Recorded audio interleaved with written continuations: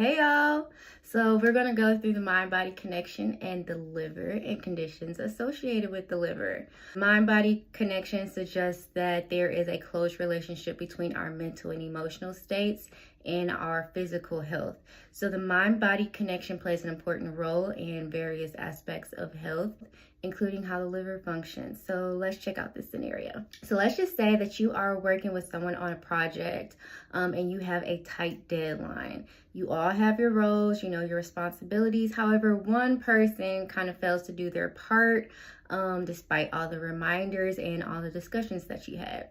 So now your thoughts are probably leading your emotions to the negative side, which is affecting your emotional health. So remember, whether these events are real or not, the body continues to react the same way. In some holistic practices, emotions like jealousy, anger, frustration, envy, or like irritability have been found to influence the liver function.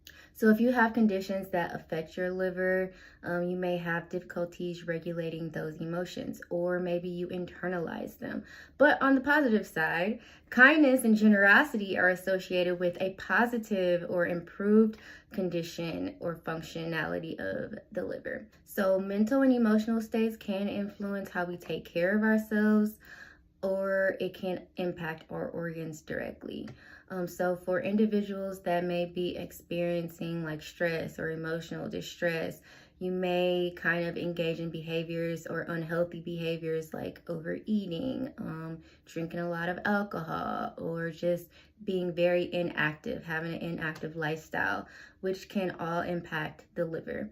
Okay, so side note, if you are prone to anger, frustration, jealousy, envy, any of the emotions that affect the liver, your drug of choice is probably alcohol, which kind of further affects the liver. And you choose alcohol because it soothes your anger and your frustration. Also, which is not pertaining to this video, but if you are prone to sadness and depression, you probably choose to smoke just because it helps ease your anxiety, sadness, or depression.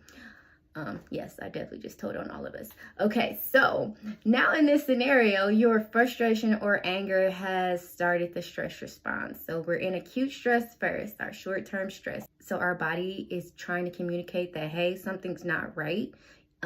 What's going on. It's giving us a chance to kind of fix the problem before it goes into long-term stress. So we're in short-term stress. We're here again. We can't soothe the thought. It's becoming all-consuming. You've tried to be patient with this business partner, but you and the rest of your team are just kind of frustrated with this partner because they're hindering your goals. The progress is hindered by this one person. So maybe at some point, it becomes so frustrating that you succumb to anger because you feel like you're missing out on an opportunity, like they're holding you back. Don't hold me back. Okay, so that just increases your frustration and anger. And because it is a constant stressor, it is something that is constantly on your mind, you are now moving into chronic stress because this thought and emotion cycle continues. So long-term or chronic stress can contribute to the exacerbation or development of physical conditions that affect the liver. So like fatty liver disease, hepatitis, cirrhosis, all due to cortisol being in the body at elevated levels for way too long. So some of the functions of the liver is that it stores iron. So sometimes the eyes can turn yellow, but the liver helps to make sure that the eyes stay white. It helps to get rid of old red blood cells. It regulates and filters the blood, and it detoxifies the blood of harmful substances, so alcohol, drugs, or like pollutants. It also aids in the digestion process because it produces bile, which is like, this might sound bad, but if you've ever like kind of thrown up or vomited and you didn't really have food in your body and you kind of threw up something yellow, that's what that liquid is. So it sends bile to the gallbladder to kind of continue the digestion process. So if you are in chronic stress mode, this can also increase cholesterol. Your bile production might be imbalanced. Blood kind of stagnates in the liver, so it can't really detoxify the body like it needs to. So what can we do? Of course, I'm going to tell you to activate the parasympathetic nervous system.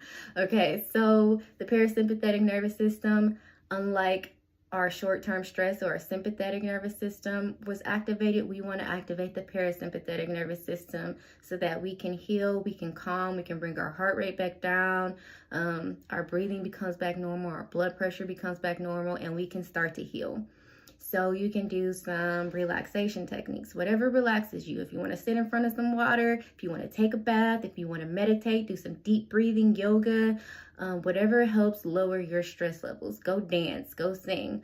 But it has been lowering your stress and activating that parasympathetic nervous system has been associated with improvements in both mental and physical well-being, including the function of the liver. So make sure that you are managing your stress with effective stress management techniques. So lowering your stress can definitely help improve your liver function. You can check out my stress management course. You can also visit me for some health coaching sessions, www.legacyinc.com. Again, I'm always going to tell you this, that you can work on behavioral changes because, again, it is so simple, but is very hard. So working on those thought patterns, those emotional patterns, those things that you do to cope or to kind of deal with your frustration or your anger. A positive mindset and motivation can help with making healthy lifestyle changes. Engaging in light exercise can also help release some pent-up anger or frustration.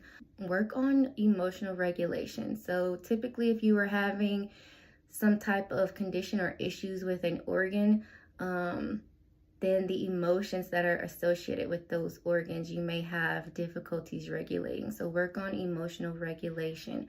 Realize why you're angry or you're frustrated, or why you feel the way that you do, because anger can sometimes be masked as different emotions. So like it might be fear or embarrassment or grief.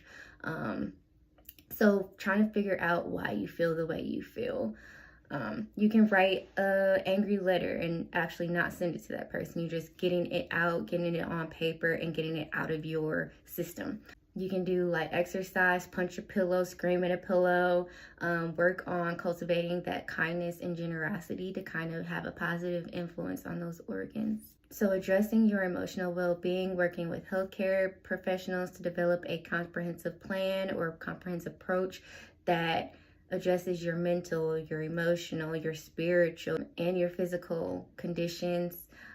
Doing lifestyle modifications, counseling, coaching, therapy, stress management techniques, and working on your emotional well-being can definitely complement medical treatments for overall better health and well-being. So remember, nothing manifests without it first starting as thought and emotion. So what's on your mind?